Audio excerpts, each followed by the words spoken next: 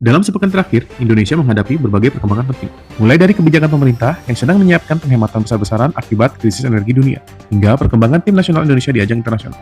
Ada juga isu kontroversi terkait kebijakan pendidikan dan rekrutmen aparatur negara.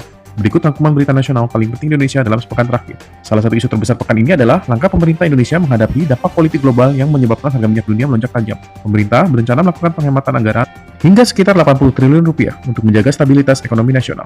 Beberapa kebijakan yang sedang disiapkan antara lain ASN bekerja work from home 1 hari dalam seminggu, kemungkinan pembelajaran daring di sekolah, dan pengurangan mobilitas untuk menekan konsumsi BBM. Langkah ini dilakukan karena Indonesia masih sangat bergantung pada impor energi. Dengan mengurangi perjalanan harian masyarakat, konsumsi bahan bakar diharapkan bisa ditekan secara signifikan. Namun, rencana ini juga memicu perdebatan publik, terutama karena pengalaman belajar online pada masa pandemi dulu dinilai masih memiliki banyak keterbatasan.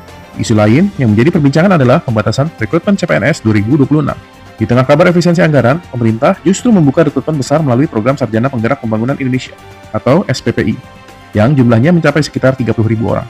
Para peserta nantinya akan ditempatkan sebagai pengelola koperasi desa untuk mendukung program pembangunan ekonomi di sekitar 80.000 desa di Indonesia.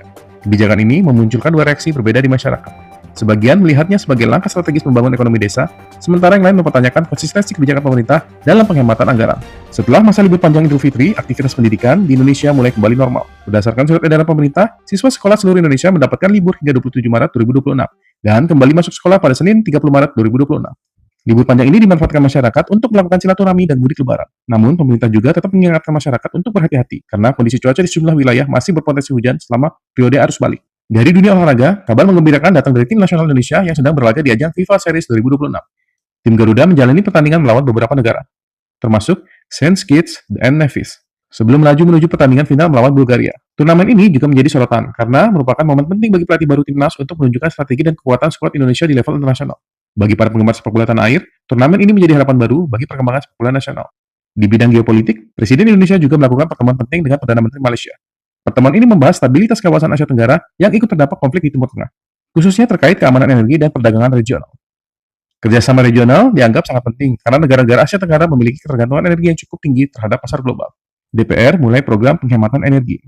Menariknya, upaya penghematan energi juga mulai diterapkan di lingkungan pemerintah sendiri. Komplek Parlemen di Senayan berencana melakukan pemadaman listrik kontrol pada malam hari, sebagai bagian dari kampanye efisiensi energi nasional. Langkah simbolis ini dimaksudkan sebagai contoh bahwa lembaga negara juga ikut berpartisipasi dalam penghematan energi. Itulah rangkuman berita nasional Indonesia dalam sepekan terakhir.